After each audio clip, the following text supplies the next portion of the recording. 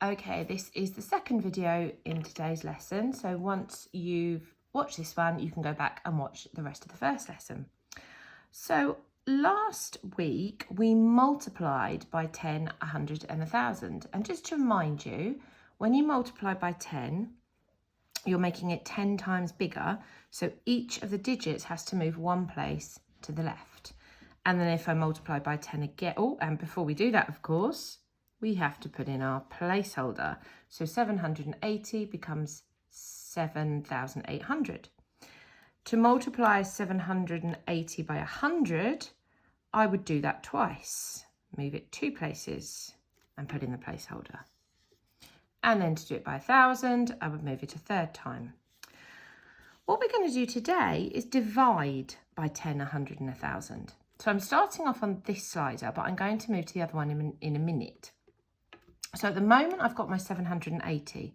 So to divide, instead of making it 10 times greater, I'm making it 10 times smaller. So this time, it's still one place, but I move it to the right. And of course, now I have a 0 that I don't need. So that can go. 780 divided by 10 is 78. We could do 7,800 divided by 10, which would give us 780. Or we could do 7,800 divided by 100.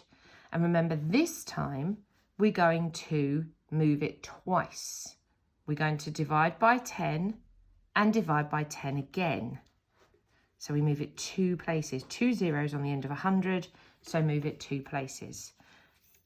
And we don't need that 0. So 7,800 divided by 100, again, is 78.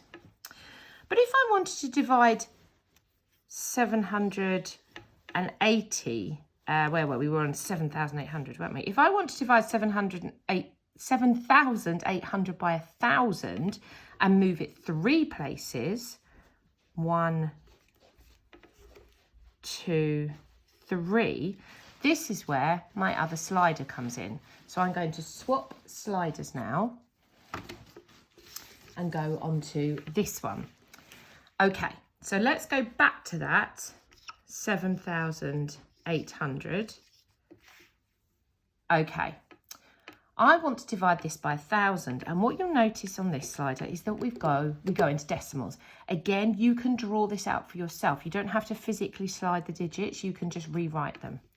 So to divide by 1,000, we move it 1 place, 2 places, 3 places. We're making it 1,000 times smaller, or we're dividing by 10 and by 10 again and by 10 again. This time, I need to keep the digits in the ones column and in the tenths column. But because these are just zeros, I don't need those. So 7,800 divided by 1,000 is 7.8. Again, you can see the digits all stay. They stay in the same order. They just move. Let's try, what about if I had 2,341? So no zeros this time. Just have a prediction. Do you think we're going to get rid of any digits? Let's start by dividing it by 10. So we're going to make it 10 times smaller and move it 1 place to the right. So 2,341 divided by 10 is 234.1. If I were to divide it by 100, I would move it 1 place, 2 places. I'd make it 100 times smaller, or divide by 10 again. I've now got 23.41. I need to keep all the digits. And if I were to divide it by 1,000, 1, 2, 3, 2.341. Again, I need to keep all the digits. So it's exactly what we did last week, but we're moving to the right instead of the left and then adjusting any placeholders we need. Just want to do this one with you. Might need to get another pen. This was the pen that worked last time. 301. Okay, I want to divide 301 by 10. So I'm going to move it one place to the right, and there we've got 30.1. So 30.1 is 10 times smaller than 301. But what about making it 100 times smaller? Dividing it by 10 and dividing it by 10 again, or dividing it by 100. That means I've got to move it 2 places. Let's just try that. 1, 2. 3.01. Now I've got a 0 in my 10th column. Does that mean I need to get rid of it? Have a think. I don't. I need to keep it this time because I've got a 1 in the hundredths column. If I were to get rid of it, it would be 3.1, which would be incorrect. So we need that 0 as a placeholder to show us that we have no tenths but 1/100th. So you only get rid of the zeros if they come after the final digit, if you have no other digits that follow them.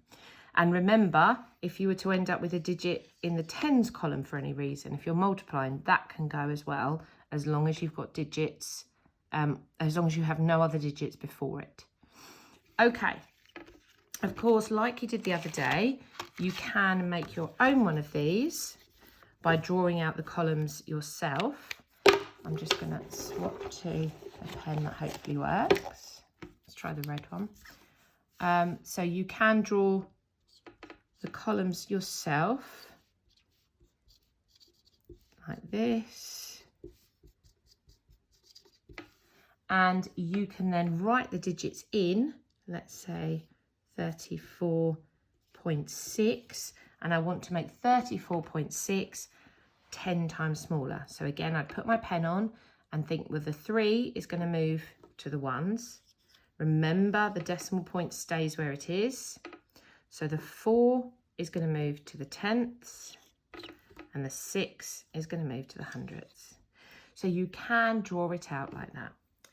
Okay, what I want you to do now is go back to the video that you were watching, continue watching that one, and then that tells you the questions I want you to do.